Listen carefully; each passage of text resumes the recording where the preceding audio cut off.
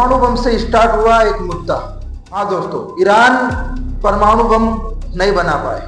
हाँ, इस परमाणु बम से स्टार्ट हुआ एक छोटा सा मुद्दा जितनी बड़ी जंग में तब्दील हो गया है कि इजराइल ने सीधा सीधा बोल दिया है कि जब तक ईरान के लीडर खामनेई की मौत नहीं हो जाए ये जंग नहीं रुकेगी।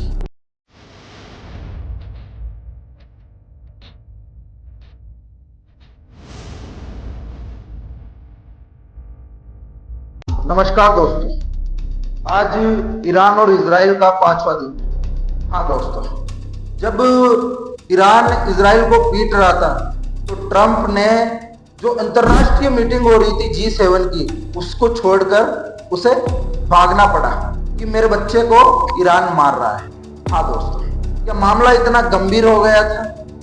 हाँ दोस्तों, डोनाल्ड ट्रंप बोलते हैं कि मैं सीज फायर के लिए राष्ट्रीय दल नहीं लौट रहा हूं। मैंने ईरान के सामने समझौते के लिए बातचीत रखी थी, बट उन्होंने न्यूक्लियर वेपन समझौते पर साइन करने के लिए मना कर दिया।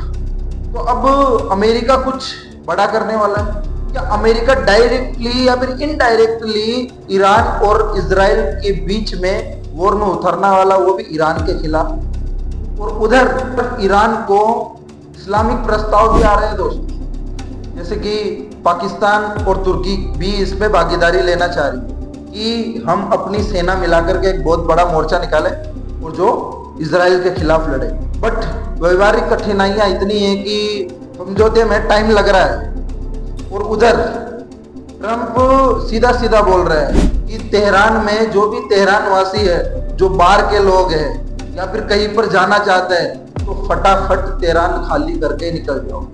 सीधा सीधा खुली धमकी दे रहे हैं ईरान को कि तेहरान वासी जो भी है सीधा सीधा जल्दी से जल्दी तेहरान खाली करके निकल जाइए।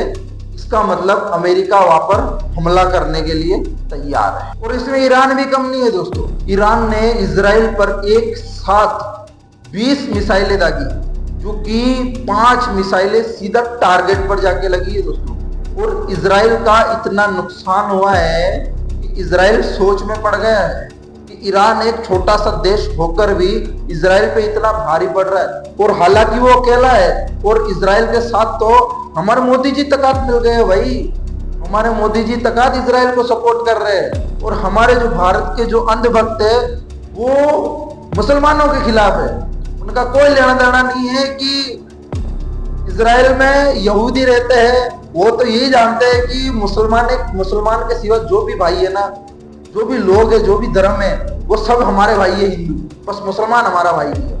तो हिंदू जो भाई है वो भी मुसलमान का विरोध कर रहे हैं। जब फिलिस्तीन में जब लड़ाइयाँ चल रही थी, जब फिलिस्तीन पूरा खत्म हो चुका था, जब इजराइल ने फिलिस्तीन को पूरा खत्म कर दिया था, तब भी हमारे भारत के जो लोग हैं, जो अदर कास्ट के जो लोग हैं, वो यही बोल रहे थे कि हम मुल्लों के साथ में नहीं है, हम फिलिस्तीन के साथ में नहीं है, हम इजराइल के साथ में।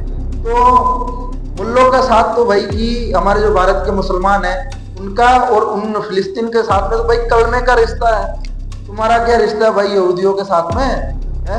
तुम भी तो बताओ। हालांकि ये मुद्दा अलग हो जाता है, हम हमारे टॉपिक पर आते हैं। जिस तरीके से ईरान इजराइल को टारगेट कर रहा है ना दोस्तों, उन्होंने 8 शहरों को टारगेट किया है, उनको पूरा खंडर बना दिया है।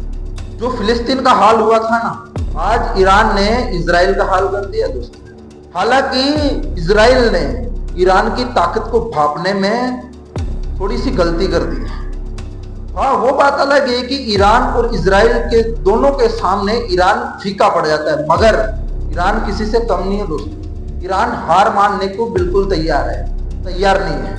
हमारे प्रधानमंत्री जैसे नहीं है कि ट्रंप चाचा ने फोन लगाया, हाँ गुरुजी, हाँ मेरे से गलती हो गई, मैं अभी कभी सीज फायर कर रहा हूँ। वैसे नहीं है भाई। हम लड़ेंगे, या तो मारेंगे या फिर मरेंगे। सीधा मुद्दा है, या तो मरेंगे या फिर मारेंगे, बट सीज फायर नहीं करेंगे। इतिहास में ये नहीं लिखा जाना चाहिए कि ईरान के जो लीडर थे खामेनी, उन्होंने हार मान ली।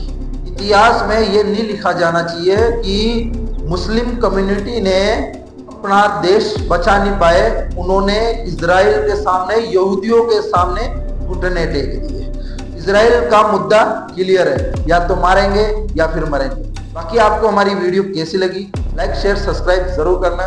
कमेंट में बताना कि कौन सा पार्ट अच्छा लगा आपको, और भी कोई वीडियो चाहिए तो हमें कमेंट में जरूर करना। तब तक के लिए बाय बाय।